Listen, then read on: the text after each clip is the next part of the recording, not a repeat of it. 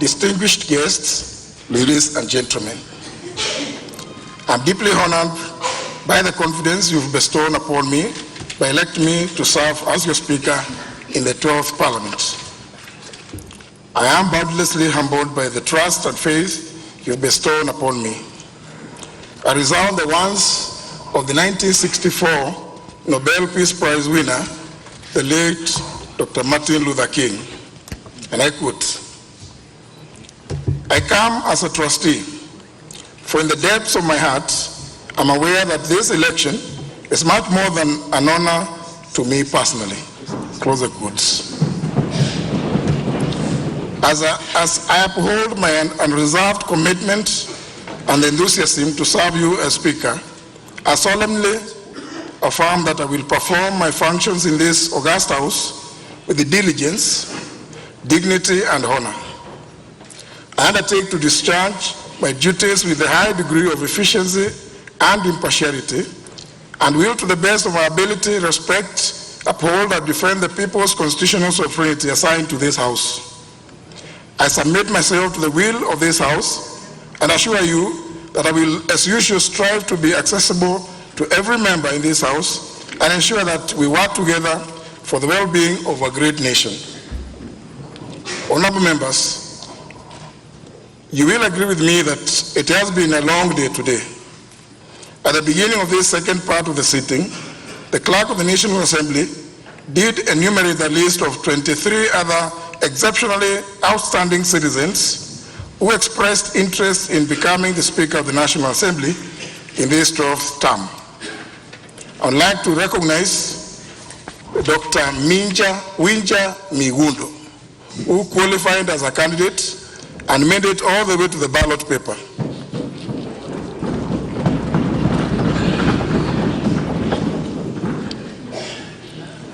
To my first constituency, my family, I thank you for sharing my dream. Your support through the years has been invaluable, and I consider myself absolutely fortunate. Honourable members, allow me to also congratulate you individually and collectively for your recent election victories. The positions we now occupy are not only a great honor and privilege, but they are a demonstration of the immense trust that the citizens of this republic have bestowed upon us. Looking around, I can see many familiar faces, peers, past and present colleagues. It's gratifying to see so many familiar faces. I'm happy to note that more than 150 of you honourable members have been re-elected for a further term. The list tabled by the clerk also indicates that 32 members will now be serving their third, fourth, and fifth terms. This is an endorsement of the confidence your electorate have in you. Allow me to particularly recognize and acknowledge the Honourable Member for Kitutu Church and North Constituency, the Honourable Jimmy Nuru Angwenyi, who now serves as the senior-most member in this House as he commences his fifth term in this august House. In parliamentary parlance, he becomes what we call the father of the House.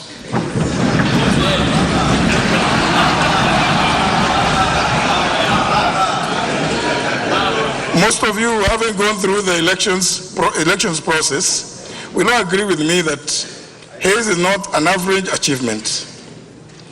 I commend you, Mheshimiwa. The National Assembly in the 12th Parliament now has 76 female members of Parliament as compared to 68 in the last Parliament. On this note, allow me, honourable members, to single out the member for Tafeta constituency, the Honourable Dr. Naomi Shaban, who now becomes the longest-serving female member in the House as she commences our fourth term today. I say Kongole Mheshimiwa Daktari. Given the nature of our competitive politics, you have earned more than our deepest respect. To the veterans who have returned to this house, August House, the Honorable Amos Kemunya, Honorable Maoka Maure, the Honorable Jane Kihara, the Honorable Jeremiah Kioni, the Honorable Charles Kilonzo, the Honorable Fred Kapondi, the Honorable Gesito Mugali, the Honorable Peter Mwadhi, the Honorable Nur Sophia Abdi, Honorable John Oyoka, the Honorable Joshua Kutunyi, and the Honorable Rafael Wajala. Karibuni. I also congratulate the new members of this House who previously served as senators in the 11th Parliament. This House will certainly have the privilege of learning from their previous experience in the other House. Honourable members, it is my pleasure to extend a cheerful and gracious, inclusive welcome to the 180 newly elected honourable members. I observe that in tandem with our constitutional vision, the number of women, youth, persons with disabilities has increased, and we are truly reaping the promise and value of inclusivity. Similarly, I note that this House has the largest number of independent candidates elected in our parliamentary history. I commend them. While the role of parliamentary parties in exercising the oversight role cannot be overstated, the now newly revised standing orders of 2017 recognize and indeed embrace independent members in the committee system of this House. Honourable members, as you may be aware, the committees of this House play an important role. As a matter of fact, they normally say in the United States of America that Congress in committee is the House at work. Those of you who are in the 11th Parliament will recall the converse of Parliament in plenary. In our case, the House committees will give all of you an opportunity to serve the people you represent. Under the National Assembly standing orders, the committees have their mandates reconstituted, the membership reduced, and a process for the discharge of members entrenched with a view to enhancing efficiency and due process as well. A special fund accounts committee has been established to examine audited accounts for specific public institutions to relieve the pressure that hitherto lay with the Public Accounts Committee and Public Investments Committee. Likewise, the Members' Services and Facilities Committee has been established to provide a forum for members of this House to raise concerns on the facilities and services available to them and offering recommendations to the House to improve such facilities and services. As you actualize your oversight role, I urge you to serve in these committees with utmost dignity, integrity, dedication, and impartiality. Committees are not a place to settle political party differences or ideologies. Honourable members, the people of Kenya have assigned to us a huge responsibility. We must safeguard public trust by conducting ourselves with integrity and in a manner that brings honor and dignity to the nation. The Constitution, the Public Officer Ethics Act, the Leadership and Integrity Act, and the Parliamentary Powers and Privileges Act of 2017 will all reinforce the essential value of integrity, a most valuable asset in public service. Of great importance, honourable members, is the need to observe that the Parliamentary Powers and Privileges Act, which is recently enacted, prescribes a code of conduct for members of Parliament. The purpose of the code is to create public trust and confidence in members of Parliament and to protect the integrity of Parliament. Honourable members, indeed upon taking oath, we all undertook to abide by the code, and this should be our point of reference in discharging our respective duties and responsibilities. Honourable members, further we communally have a huge responsibility to serve all Kenyans and to continuously seek to address their aspirations. We are called upon to exercise the sovereign power of the people through legislation, representation, oversight of state officers and state organs, and the deliberation of the various issues of concern to the people of this great nation. Indeed, this is, to all of us, what is provided for in Article 95, Clause 1 of the Constitution. In undertaking these noble responsibilities, We must be guided by the values of good governance, democracy, patriotism, national unity, inclusivity, as well as the broad spectrum of the national values and principles of governance enshrined in our Constitution, and more particularly in Article 10. As political leaders, we must dedicate ourselves to serve the national interest and advance the common good.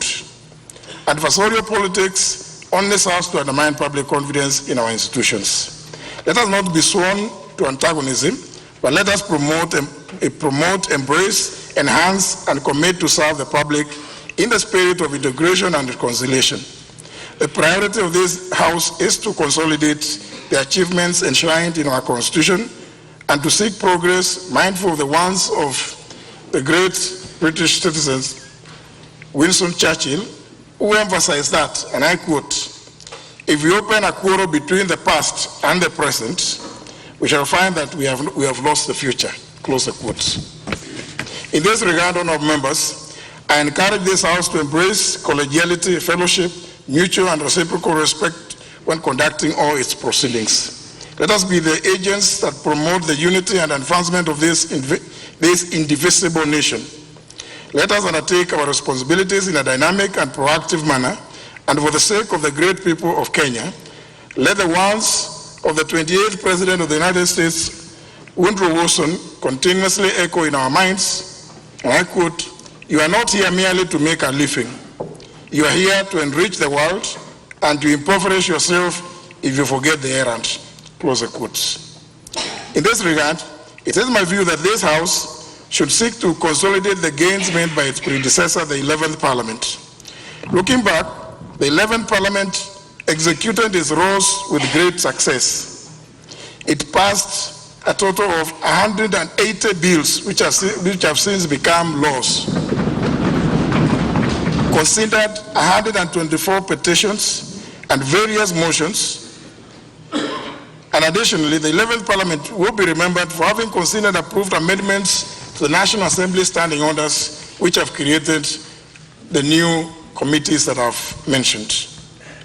The import of these amendments was to, among other things, reconstitute committees, realign their mandates, engender effective member participation, and promote efficiency in them. To put it candidly, the 11th Parliament nursed and weaned an infant, which has now grown into a blossoming bicameral legislature.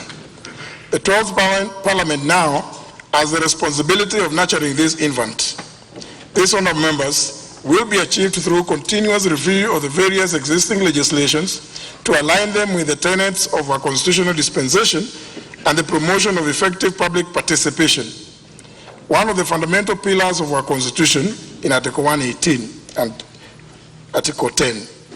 Simply put, public participation is a link between you and the people you represent. Honourable members, although these are some of the tasks that lie ahead, you will only know the depth of a river by immersing yourself into it, swimming through it, and if circumstances demand, diving into the riverbed and examining what lies beneath. What I'm trying to say, honourable members, is that our task as members will continue to unravel as we commence the journey of resolving the issues of concern to the people we represent.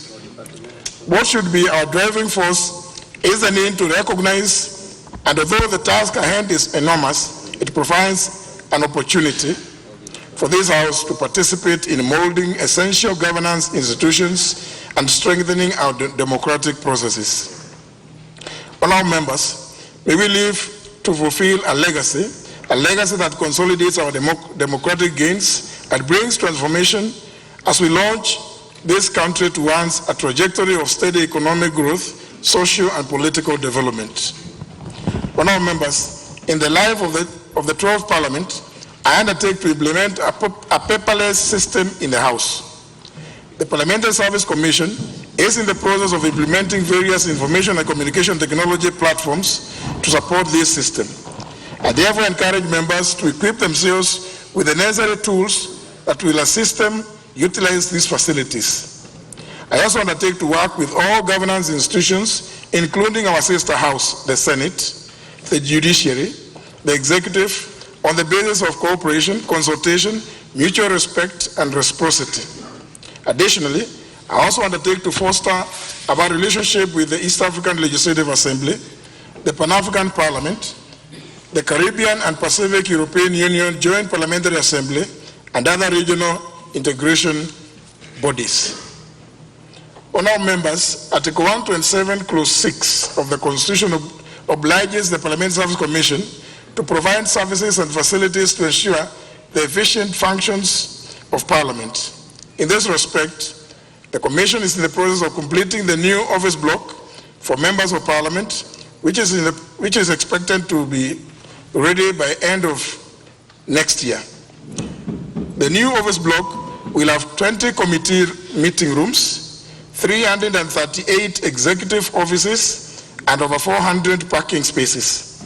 This will go a long way towards ensuring that you execute your duties and responsibilities with efficiency and effectively. Honourable members, we are all aware of the existing political stagnation in the nomination of members to the East African Legislative Assembly.